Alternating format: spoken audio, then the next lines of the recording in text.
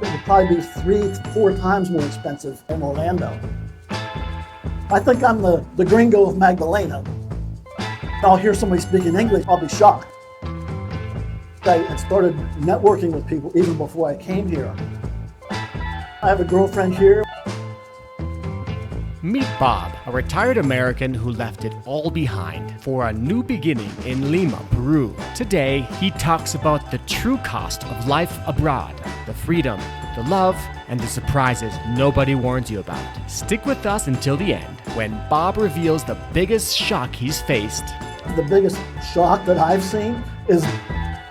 and the one mistake every retiree should avoid.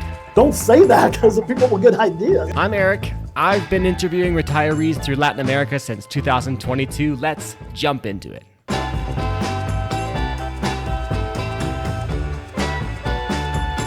Welcome back to the channel. We have a new guest. Let's go ahead, jump in and get to know him. What's your name? Hi, my name is Bob Bell. Bob, where are you from? I am from the United States. I lived in Pennsylvania and Florida. Okay, and tell us, where are we now? Now we are in the big city of Lima, Peru. What do you enjoy the most about living here in Lima?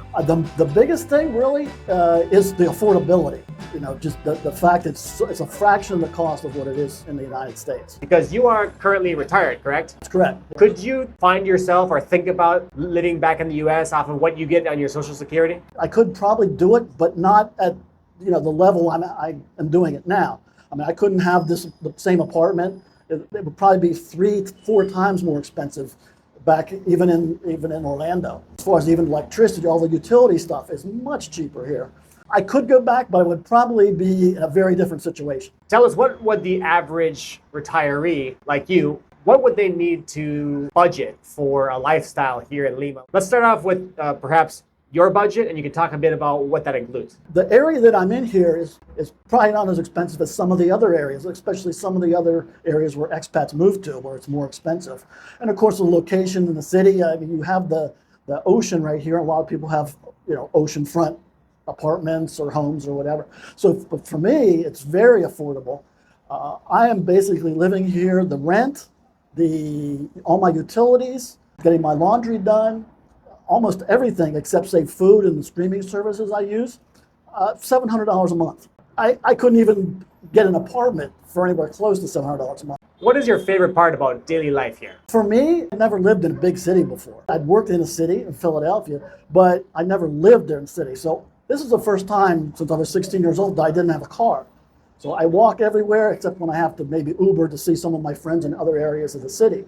But it's nice. I can go down, walk to the grocery store, walk to the convenience store, the gym, anything I need to do. I can basically walk. And if I want to go visit people that are far away, it's a 20-minute Uber ride. Do you think that ties into one of the great parts about being in a big city like this and how walkable it is? Yes, absolutely. It's convenience of being able to walk everywhere and do everything I need to.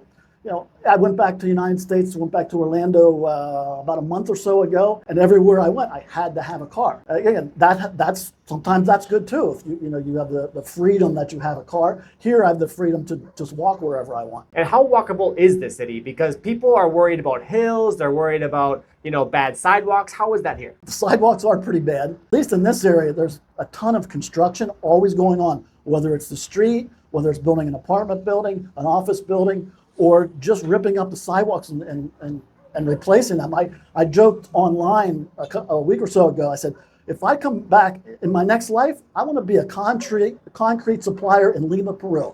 Have you found good quality and affordable healthcare here in Lima? Well, fortunately, I'm pretty healthy still. I know things start to catch up with you at this point, but I've been pretty healthy. I've been here. I really haven't had a cold or anything. I know some friends that have had some very serious health issues. Now, you can get private insurance, which is more expensive, maybe in a nicer facility, maybe more well-trained doctors, or you can get the public. I actually have a public health care that's under $20 a month. It's going to be your basic stuff, your basic physician that you would have back in the U.S. We have some friends that actually are in the system and are using that system, whether they got the flu or something, some aches and pains or this or that.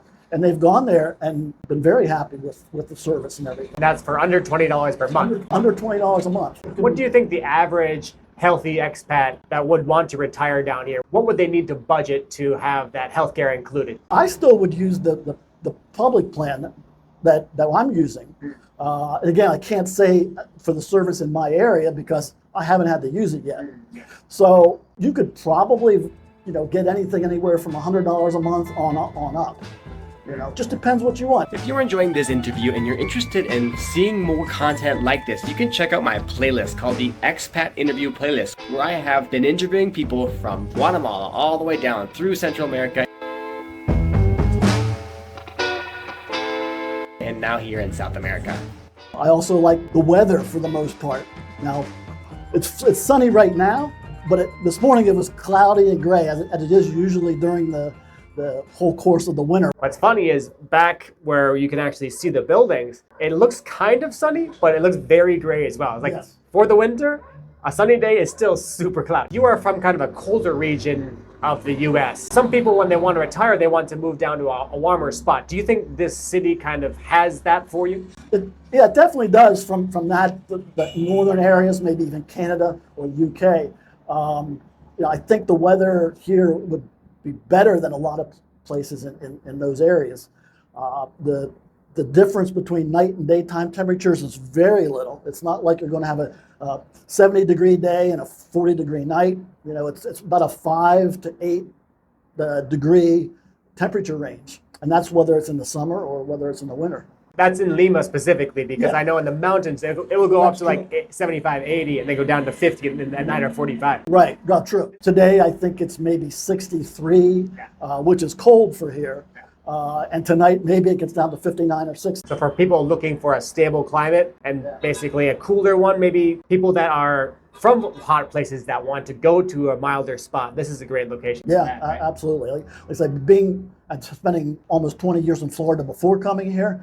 It was like we were shorts and flip-flops and t-shirts all the time, except for maybe 3 days out of the year. Well, here it's not necessarily the opposite, but it's a little colder here for a guy like me. Mostly kind of a sweatshirt type of climate for 9 months out of the year, do you think? Yeah. If you're enjoying my content and you want to support the channel directly, I want to invite you to join my Patreon. It's where I share my videos ad-free, and you'll get early access to them, behind-the-scenes updates, digital guides, and a private community so that we can connect more personally. You can find the link in the description or in the comments below. So speaking of like going to parties and meeting new people, have you met and made any good contacts with some local friends here and found contacts here in Lima? Yeah, sure. I said I had started networking with people even before I came here, whether that was social media or primarily Facebook or things like that.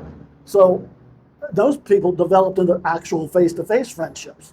Plus just meeting people, going to, I have a girlfriend here, we go to her relatives. She has friends, they come here, we go to their places. So I have Peruvian friends, I have American friends, I have European friends. So it's been good. Does this city seem to be kind of a big melting pot of international type of crowd? Yeah, not necessarily in my area. For instance, if I'm at the grocery store down, which is about a 12-minute walk, and I'll hear somebody speaking English, I'll be shocked, because I'm like, I think I'm the gringo of Magdalena, because I rarely see anybody or hear anybody speaking English. So but as you get down more into some of the other areas like Miraflores and Barranco, there's a lot of international flavor to it. I'm staying in Barranco right now, and I'm right on the edge. So I don't see that many foreigners, but if I go walk one block, it's just basically boom, just mostly tourism, I think. Yeah. But overall, just a big mix of people. You can hear Spanish from Spain, you can hear Argentinians, you can hear Polish, German, all this stuff. So talking about living here in a big city with so many things to do you have a lot of hobbies? You mentioned you go to the gym. What other things do you do here to stay busy in Lima? Well, my thing is, and people might think this is boring, because I'm a sports nut. So, and I mentioned the cost of streaming services and things like that. So I'm watching sports a lot on my television. But one of the things that might be interesting to some people might be horrified by it. Again, speaking about my girlfriend, she loves bullfighting. And I thought, okay, well, let me go and we'll experience see what happens with the bullfighting. And it was a neat experience the first time. The second time, maybe a little less great. Third time, and now we've been to probably about 8 or 9 or 10 times, and I'm like, I think I've had enough of the bullfighting. But that was, it's interesting for some people. Other people don't like it because of the cruelty to the animals or whatever. Also, one thing I do miss about the U.S. is going to my American sporting events. Whether it was baseball or football or hockey. Here it's basically soccer. So I have been to 2 games at the national stadium, one a national team and one of the Peruvian teams. That's an experience in itself, just going there, not even necessarily watching that. So I try to get myself liking the soccer teams. I'm not really a big fan of soccer, but I try to enjoy that and take that into account when we go. I like to experience the stuff. I've met expats, explored prices, walked to the streets, and looked into safety. If you're serious about Peru, check out the full playlist to get real boots on the ground info. So tell us, if someone's thinking of retiring here like you did at 62, what type of things would you tell them to help them be prepared for it? I think the biggest thing is, the biggest shock that I've seen is the traffic that you can probably hear on this video. Of course, there's other side streets and stuff, so not as much traffic. But there doesn't seem to be any rules. There are rules and laws and traffic laws, and there's plenty of police around. I'm surprised that the stop sign is just a suggestion. And usually you get beeped at if you're walking across the street. There's a lot of horn blowing. There's a lot of, I've been in an Uber before, and I'll see the cars coming in my peripheral vision. They're just coming right up to this car. And I think if you're skittish about being worried about being in a car, it's going to make you nervous riding around. What type of things would you suggest for them to think about in terms of, for example, budget and weather if they wanted to live in Lima? Yeah, I think you're going to probably want to try a couple different areas of Lima to live. Maybe get an Airbnb 2 weeks one place, 2 weeks another, a week here, and just see what areas you like the best. And also, while you're doing that, check out the prices. How much everything is, whether it be for your cell service or whether it be for an apartment or electricity. Talk to people and see what how affordable it's going to be for you. That's how I made my decision. Was I said, okay, I have this much money coming in, and I'm only going to spend this much, or roughly this amount. Let's think about the minimum basic amount you would need to live comfortably here in your perspective. What would that be? For me, I mean, right now with I say all my basics, the $700 a month, I think is pretty good. You can find places, apartment rentals, that'll be less than that. But if you're going to go to actually the areas where the expats go, it's going to be more expensive than that. It may be, the equivalent just of rent of $750, where I'm paying less than $500 for rent. It could be even more than that. I saw somebody the other day post something, and I think their budget, they said, was for $3,000 a month. And I'm like, don't say that, because people will get ideas. If you give them a number, they'll be like, I know how to spend that money. You can get a place probably for $3,000 a month, but I don't know why you would want to. Everybody has, different experiences, their own budgets. I like to keep my budget low, still have all the things I want and need, and then be able to save some money. And then once a year I travel to the U.S., once a year I travel around Peru. So it works out perfect. If you liked this interview with Bob and you want to see the walk around we did in the Magdalena municipality, go ahead and click here to watch that full video.